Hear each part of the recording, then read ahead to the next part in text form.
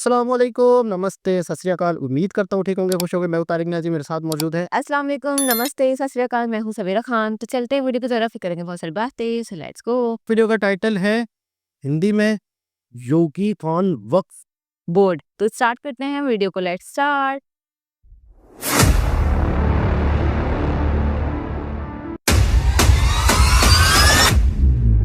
क्या है 2024 politics affair, political affairs. साथियों नमस्कार। नमस्कार। साथियों 2024 के लोकसभा चुनाव के बाद जब बीजेपी की 240 सीटें आई तो कुछ लोगों को लगा कि हमने मोदी को कमजोर कर दिया, और यूपी में कुछ सीटें कम करा करके कुछ लोगों को लगा कि हमने योगी को कमजोर कर दिया। लेकिन आप देख रहे होंगे उसके बाद से आपको दो चीजें दिखाई दे रही होंगी कि मोदी जी कुछ ज्यादा ही शांत हो गए हैं सही। और योगी जी खुल करके बैटिंग कर रहे हैं। हाल फिलहाल में योगी जी ने कुछ इंटरव्यूज दिए जहां पर योगी जी ने साफ साफ कहा कि भाई ऐसा है कि जो लोग ये क्लेम कर रहे हैं कि जो कुंभ की प्रयागराज की ज़मीन है जहाँ पर कुंभ होना है वो वक्फ की ज़मीन है, वक्फ बोर्ड की ज़मीन है, तो योगी जी कह रहे थे कि मुझे तो ये समझ में नहीं आ रहा कि वक्फ बोर्ड है या भूमाफिया बोर्ड है। सोचिए, इतना ब्लंट, इतना स्पष्ट कोई राजनेता कभी बोला है इस देश में? हर कोई मुसलमानों को खुश करने के लिए कभी कॉन्स्टिट्यूशन से खेलता है, कभी ज़बरदस्ती के नियम कायदे कानून बनाता है, दंगे हो रहे हैं तो होने देता है। राम मंदिर जब बन रहा था तो कार सेवा को गोली चलवाता है सिर्फ इसलिए कि मुसलमान खुश हो जाएं।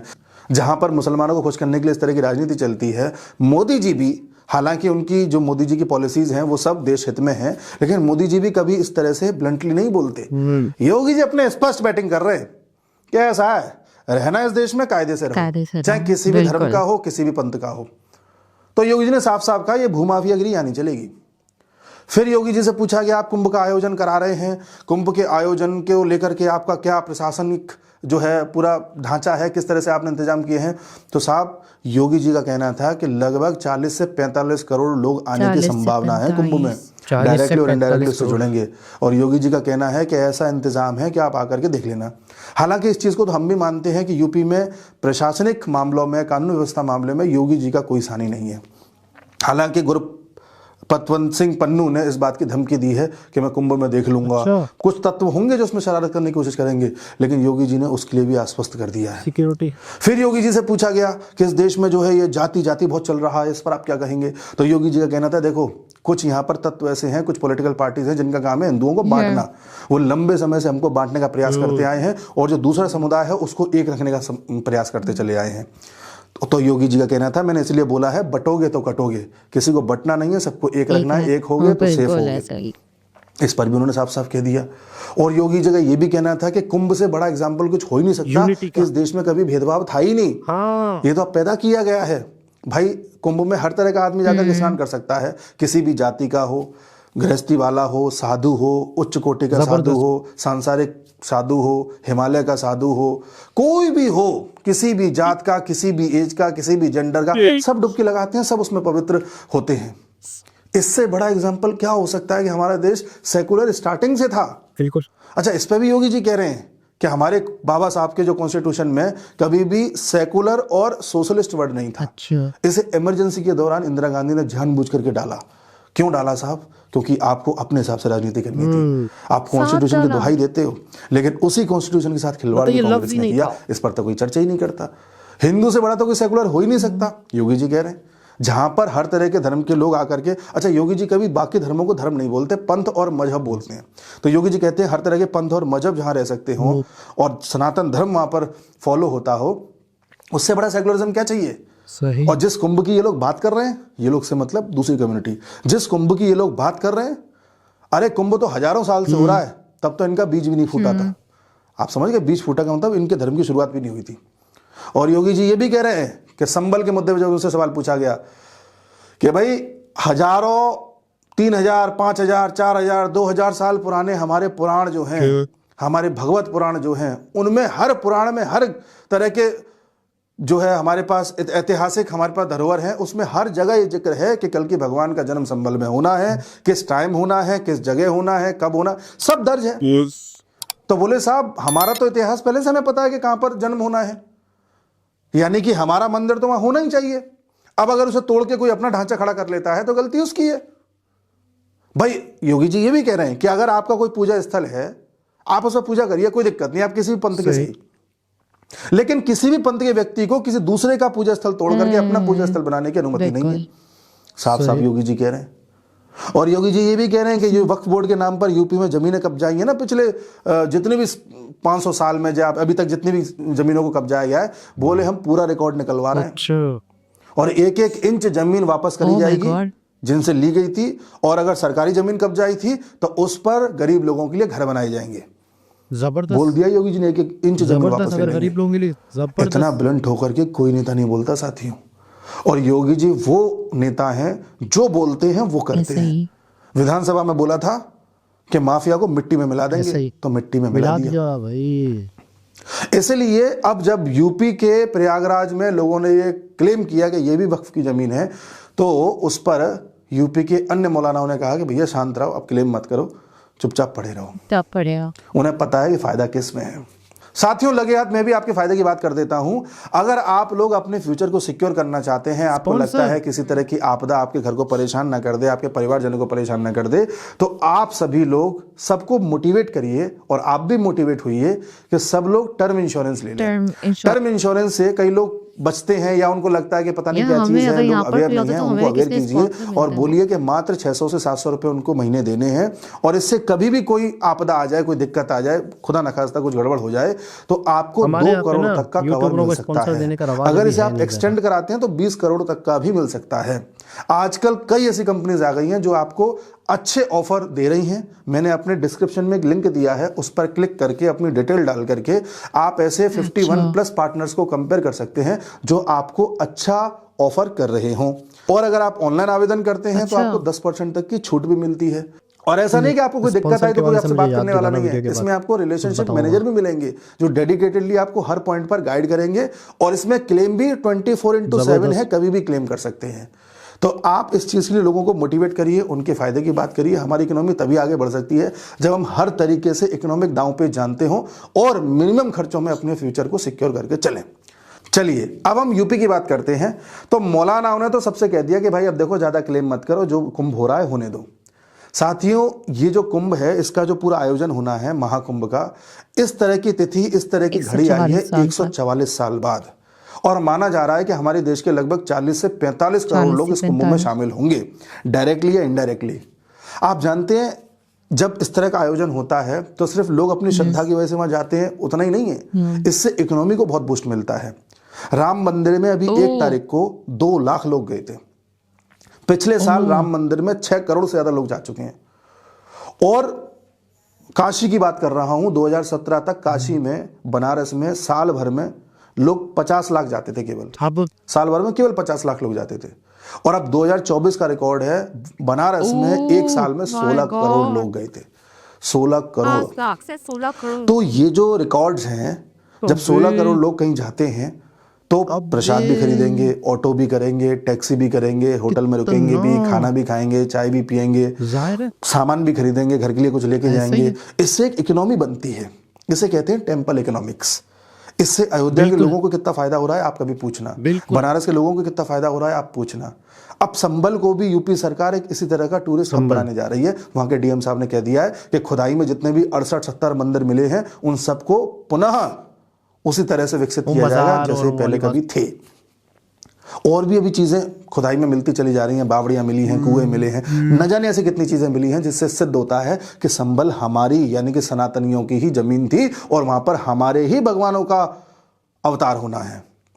और आप जानकर हैरान होंगे, संभल में इस वक्त 70% से ज्यादा पॉपुलेशन मुसलमानों की है। यानी कि वहां जब वहां पर इतने मंदिर थे तो हिंदू रहते थे। अब या तो हिंदुओं को मार दिया गया या कन्वर्ट कर दिया गया या भगा दिया गया, और इस बारे में कोई चर्चा करने वाला भी नहीं था। आजादी के बाद से लेके अब तक वहां इतने दंगे हो चुके हैं कि 209 हिंदू मारे जा चुके हैं। योगी जी ने इंटरव्यू में यह भी कहा कि इनकी भी जांच करी जाएगी कि कौन शामिल था, सबको कानून के रास्ते जो है नापा जाएगा। तो ये जिस तरह से हमारे देश में एक माहौल बनता है ना, सेक्युलरिज्म के नाम पर एक धर्म को प्लीज करते रहते हो, दूसरे धर्म को दबाते रहते हो। योगी जी ने कहा ये नहीं चलेगा।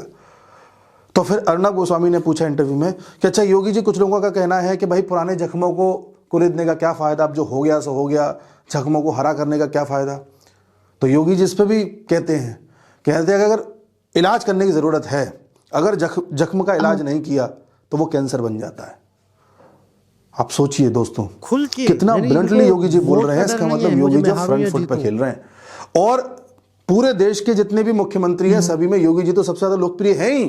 इस समय इस देश का बड़ा वर्ग यह मांग कर प्राइम रहा है कि मिनिस्टर 2029 में योगी जी को पीएम ये बनाया भी जाए। बात बोलें जी, इनका नाम आता है, लेकिन नितिन आप गडकरी सभी जी से का मैं नाम कह आ दे रहा रहा हूं, इस वीडियो को आप सेव कर लेना। मैं इस पर एक डेडिकेटेड वीडियो और बनाऊंगा। मोदी जी को अभी आप हल्के में मत लो। 240 वाला मोदी 303 वाले मोदी से भी खतरनाक साबित होगा। खतरनाक से मेरा मतलब है ये विपक्षी दलों के लिए। जो लोग ये सोच रहे हैं ना कि हमने अपनी एकता दिखा दी। जब 240 सीटें बीजेपी की आई थी लोकसभा चुनाव के बाद, तो सुप्रिया श्रीनेत और ये कांग्रेस वाले कैसे ऐसे जश्न मना रहे थे, वी साइन के साथ फोटो खिंचा रहे थे। Victory। इनको लग रहा था हमने बहुत बड़ा काम कर लिया। फिर राहुल गांधी को लगा कि मुसलमानों ने तो इकट्ठा होकर हमें वोट दे दिया है, अब हिंदुओं को थोड़ा सा बांट लेते हैं, जिससे कि एक सेक्शन हिंदू का आ जाएगा, रहेगा, मुसलमान पूरे आ ही रहे, फिर अपनी सरकार बनती रहेगी। तब से राहुल गांधी ने लगातार वही जाति जाति जाति, अरे मिस इंडिया में कितनी जाति हैं, अरे बजट वाला बनाने वाले कितनी जाति के हैं, हर जगह जाति जाति पूछ रहे थे। क्यों साहब, आपने मुसलमानों में तो कभी जाति नहीं पूछी, हिंदुओं में ही बार बार क्यों पूछते हो? क्योंकि आप हमें ये महसूस कराना चाहते हो कि हम हिंदू नहीं, हम या तो पंडित हैं, जाट हैं, बनिया हैं, ब्राह्मण हैं, यही सब हैं, दलित हैं। नहीं साहब, हम हिंदू हैं, इस देश के हिंदू, और सब बराबर हैं हमारे देश में। हमारे देश में जातिवाद कभी नहीं था साहब, हमारे किसी ऐतिहासिक पुराण में आपको नहीं मिलेगा। ये सब बाद में आपने करवाया जानबूझ करके अंग्रेजों के काल से। हमारे यहाँ वर्ण व्यवस्था थी। वर्ण का मतलब होता है कि अगर कोई आदमी टीचर है तो उसे ब्राह्मण बोला जाएगा, जॉब की बेस पे। अगर उस टीचर का बेटा बिजनेसमैन है वैश्य बोला जाए तो उसे वैश्य बोला जाएगा। अगर उस टीचर का बेटा कहीं सरकारी नौकरी कर रहा है, प्राइवेट नौकरी कर रहा है, किसी का नौकरी कर रहा है, तो उसे दलित बोला जाएगा। अगर मान लीजिए किसी सोल्जर है, पुलिस में है, किसी ऐसी जगह पे है जहां से डिफेंस का काम होता है, तो उसे फिर जो है क्षत्रिय बोला जाएगा। तो हर किसी को काम के अनुसार बोलते थे। आज भी आप देखते होंगे, हम लोग कहते हैं कि भाई अरे वो तो सुनहार है, अरे वो तो बढ़ई है, अरे वो तो कुम्हार है। तो इसका मतलब ये नहीं कि हम जाति, हमें उसका पेशा बताने की कोशिश करते हैं। तो ये जातीय सिस्टम जो आज कहा जा रहा है, ये वर्ण व्यवस्था थी, और किसी की जाति या वर्ण बोलने से उसका पेशा पता चलता था कि ये है। जैसे आज हम कहते हैं बिजनेसमैन है, अब कल लोगों को कह देगा कि बिजनेस भी एक जाति है, तो भाई ये कहते रहो, उसमें क्या है। तो इस पर भी योगी जी ने कहा, और योगी जी ने यह भी कहा कि भाई देश की सांस्कृतिक पुनरुत्थान करना जरूरी है। जो मोदी जी कर रहे हैं उसी को आगे बढ़ाने की आवश्यकता है। यानी कि इस देश को ये रियलाइज कराने की आवश्यकता है कि हम लोगों का पोटेंशियल क्या था, हमारा इतिहास कितना गौरवशाली था, हम संस्कृति में सबसे उच्चतम बिंदु पर खड़े थे, हम वैज्ञानिक रूप से भी काफी उच्चतम थे, हम गणित में भी काफी महान थे, लेकिन हमारे कॉन्फिडेंस को जानबूझ करके दबाया गया, हमको बांटा गया, बांट करके कन्वर्ट किया गया। फिर योगी जी से ये भी पूछा कि अच्छा कन्वर्ट होने पर अगर कोई घर वापसी करता है तो उस पर आप क्या कहेंगे? तो योगी जी कहते हैं अगर सुबह का भूला शाम को घर आ जाए तो इससे अच्छा क्या हो सकता है। ये भी योगी जी कह रहे हैं। तो साहब जिस तरह से योगी जी ने फ्रंट फुट पर आकर के बातें कही, ये किसी की हिम्मत नहीं है। और योगी जी का कहना सीधा सीधा ये है, कानून व्यवस्था रहेगी टॉप पर, आपको व्यवसाय करना है, कायदे से रहना है, आप रहिए, आपके लिए सारी फैसिलिटीज हैं, कोई आपको परेशान नहीं करेगा। लेकिन आप अगर दूसरे को परेशान करेंगे तो कानून का शिकंजा आप पे कसेगा। आप चाहे विकास दुबे नाम के हिंदू हो या आप अतीक अहमद जैसे मुसलमान हो या किसी और जाति के हो, कोई फर्क नहीं पड़ता। और हमें भी कोई फर्क नहीं पड़ता, कोई हिंदू मारा जाए, विकास दुबे है तो क्या हुआ, पंडित तो है, मर जाए, कोई दिक्कत नहीं है। अगर अपराधी है तो उसके साथ यही होना चाहिए। बड़ी बात है, हम इस पक्ष के हैं, बाकी लोग क्या कर दिखाएं इस बात को। तो ये योगी जी का साफ साफ था भाई, क्या तुम संविधान के साथ खेल रहे हो, तुम वक्फ बोर्ड के नाम पर खेल रहे हो, तुम जाति के नाम पर खेल रहे हो, तुम कानून व्यवस्था के नाम पर खेल रहे हो, तुम कन्वर्जन के नाम पर खेल रहे हो। बोले ये सब नहीं चलेगा। और दोस्तों अगर योगी जी पीएम बन गए तो मुझे तो ऐसा लगता है कि कुछ ऐसा इंतजाम ना कर दें कि आर या पार हो जाए, बड़ा सेकुलरिज्म हो गया। मोदी जी का क्या है, मोदी जी प्यार से चलाते हैं। अभी मोदी जी के टफ डिसीजंस आना बाकी हैं, अभी देखिए 2-3 साल, पर अभी तक प्यार से चला रहे थे। अच्छा सबका साथ सबका विकास, अच्छा आप भी घर ले लीजिए, अच्छा आपको भी नल से पानी, अच्छा आपको भी रोजगार। योगी जी का ये नहीं, योगी जी का कायदे से। तो आप देखना आने वाली राजनीति में योगी जी का कद। और एक चीज और नोट कर लेना, 2027 का जो यूपी का चुनाव है वो संबल के मुद्दे पे लड़ा जाएगा, संबल के मुद्दे पे। और योगी जी हाँ एक चीज और बता दूं, ये भी कह रहे थे कि जिन लोगों ने भारत के बारे में डिस्कवरी ऑफ इंडिया से जाना है वो अभी एक्सीडेंटल हिंदू है, उन्हें पता ही नहीं हिंदुइज्म क्या है। साथियों discovery of India Jawaharlal Nehru की लिखी गई किताब है, जब जवाहरलाल नेहरू जेल में थे तब उन्हें लिखी थी, और उसमें कुछ नहीं है, वो अंग्रेजों वाला संस्करण है उसका। मतलब ऐसा लगता है अंग्रेजी अच्छा। चश्मे से उसे देखा जा रहा है भारत को, उसमें कुछ भी नहीं है भारत के बारे में। भारत को जानना है तो भारत घूमिए, भारत के ऐतिहासिक स्थलों को देखिए, भारत की संस्कृति को देखिए, ये योगी जी का कहना था। और योगी जी साफ साफ जैसा कि मैंने बताया कह रहे थे कि हमारा कुंभ इतना पुराना है जब इनका बीज भी नहीं फूटा था। तो इतनी बड़ी बात भी आप याद रखिए, जब योगी जी कह रहे हैं तो इसका महत्व क्या है।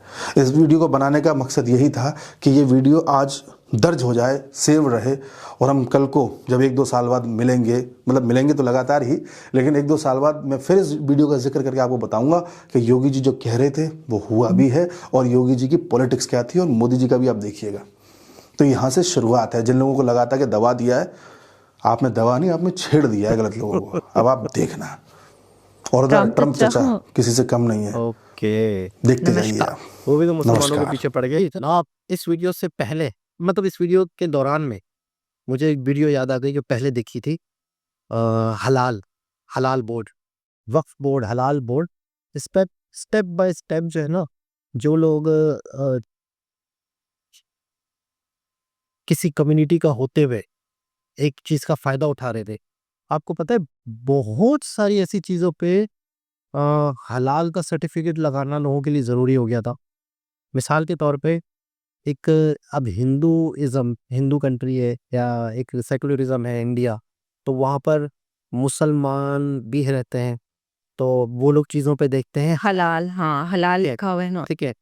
तो आपको मैं हैरत अंगेज बात बताऊं, एक चीज़ लगाने की है या एक चीज़ पहनने की है या एक चीज़ में हलाल हराम की ज़रूरत भी नहीं है, या एक चीज़ यूँ समझ लें कि मतलब उसमें कॉन्सेप्ट भी नहीं है हलाल और हराम का, सही। लेकिन उनको सर्टिफिकेट के लिए एक कम्युनिटी थी मुसलमानों की, वक्फ एक बोर्ड था, हलाल हराम का सर्टिफिकेट देता था मौलानाओं का, तो उसको लगाम डाली और हलाल और हराम के बोर्ड को ही ख़त्म किया, या ख़त्म करने की कोशिश की थी, या ख़त्म किया योगी जी ने। वो इस तरह कि यार, आप इस चक्कर में सालाना 2-2 ढाई-ढाई लाख रुपए किसी प्रोडक्ट वाले से ले रहे हो सालाना, जबकि एक ऐसी प्रोडक्ट भी है जिसमें हलाल और हराम का कोई सा भी नहीं है।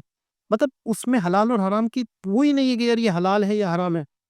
लेकिन ये हलाल वाला जो बोर्ड था, हलाल सर्टिफिकेट वाला, वो दबा के कमा रहा था। ऐसा ही है, वो लोगों को लूट रहा था, वो कह रहे थे मुसलमान। हाँ ठीक है। अब जैसे मिसाल के तौर पे ये वक्फ बोर्ड है, अब वक्फ बोर्ड के नाम पे आप ज़मीनें हथिया रहे हो, अब ज़मीनों पे कब्जा करके बैठे हो। मिसाल के तौर पे, अच्छा, कोई गवर्नमेंट मोदी जी जैसे योगी जी की तारीफ इसलिए हो रही है, मिसाल के तौर पे एक इलाका है जहाँ पे 70% मुसलमान है, तो 70% मुसलमान होने का मतलब पता है क्या है? क्या? वोट। अगर आपने उन 70% मुसलमानों को अच्छा किया। छेड़ा, उनको उनको ऐसी चीज़ कर दी, जैसे मुसलमानों के मुल्ला जो हैं वो वक्फ बोर्ड में भी हैं, तो उन्होंने अगर ये शुरू कर दिया कि यार ये तो योगी जी हमारे लिए गलत कर रहे हैं, मुसलमानों के खिलाफ पॉलिसियां ला रहे हैं, वक्फ बोर्ड खत्म कर रहे हैं, तो आपका वोट खत्म हो जाएगा। और अच्छा भी करोगे तो फिर आपको कोई भी नेता, मतलब योगी जी का ये है कि अगर आप अच्छा करोगे, उनको ये नहीं है कि मुझे वोट चाहिए, को सारा मतलब पूरी वीडियो का मकसद ये है कि जो सही है मैं वही करूंगा, जो गलत है मैं वही करूंगा, गलत को गलत। तो 70% को आप नाराज कर रहे हो, फर्ज करते हैं, तो लेकिन 70% में भी अगर पढ़े लिखे लोग हैं, समझदार लोग हैं, जो चीजों को समझते हैं, वो योगी जी की इस चीजों को कि यार हाल, मैंने जब वीडियो देखी थी गौरव ठाकुर की, हलाल हराम वाले के हलाल वाले से, हलाल बोर्ड जो था, हलाल जो सर्टिफिकेट देते थे, मैं हैरान हो गया कि यार ये तो धंधा है। वहां भी तो अब अंदर जो ला रहा है बनाया हुआ प्रोडक्ट वाला भी 2-2 लाख रुपए सालाना दे रहा है हलाल सर्टिफिकेट के लिए तो कितने सारे प्रोडक्ट वाले यार, कितने सारे, मतलब कितना सारे समय कमाई चल रही है और वो कमाई जा कर रही है। अच्छा, फिर ये वक्फ बोर्ड है, वक्फ बोर्ड के हवाले से मैंने मतलब काफी दिनों से वीडियो आ रही थी, लेकिन मैंने इस पे देखी नहीं थी, तो ये वीडियो मैंने इसलिए देखी कि मुझे भी पता चले।